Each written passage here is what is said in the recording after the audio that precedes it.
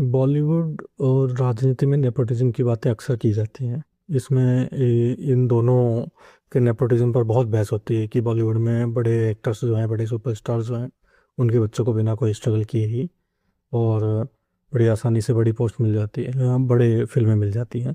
ऐसे ही राजनीति में भी कुछ पार्टियां, या ऐसा कह सकते हैं कि बहुत सी पार्टियां ऐसी हैं जहाँ पे उनके लीडर्स के बच्चों को बहुत जल्दी बड़ी पोस्ट मिल जाती है, उनको सांसद विधायक की टिकटें मिल जाती हैं और पार्टी में बड़े पद मिल जाते हैं। यहाँ तक कि प्रेसिडेंट और महासचिव, इस तरह के जो पद होते हैं, वो महासचिव, अध्यक्ष टाइप के जो पद होते हैं वो मिल जाते हैं। लेकिन देश में एक संस्थान ऐसा है जहाँ पर नेपोटिज्म बॉलीवुड और राजनीति से भी कहीं अधिक पैठ बनाए हुए हैं, और वो जो संस्थान है वो है न्यायपालिका।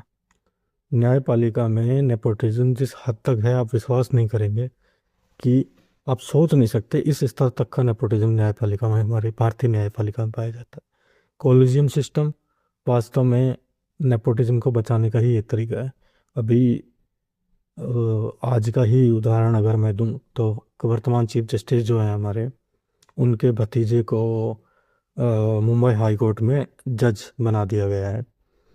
और जिस तरह की उनकी उम्र है, जितनी उनकी उम्र है, अगर उस हिसाब से देखा जाए तो ये निश्चित ही है कि वो आने वाले समय में, भविष्य में वो भारत के चीफ जस्टिस भी बनेंगे ही बनेंगे, अगर यही सिस्टम चलता रहा तो। अगर सरकार न्यायिक सुधार का कोई कानून, जैसा कि एनजेसी लेके आई थी, वैसा कुछ नहीं लेके आई, तो ये निश्चित है कि वो एक दिन इस देश के चीफ जस्टिस जरूर बनेंगे। इसके अलावा अगर आपको नेपोटिज्म का, न्यायपालिका में नेपोटिज्म का अगर आपको पूरा इतिहास देखना है, तो जितने भी चीफ जस्टिस हुए हैं, अब उनके पिताजी और दादाजी जो कि जज ही थे, उनका एक बार इतिहास जरूर देखें, आपको पता चलेगा कि बहुत से ऐसे जज भी हुए हैं जिनकी तीन तीन पीढ़ियाँ सुप्रीम कोर्ट में जज रही हैं।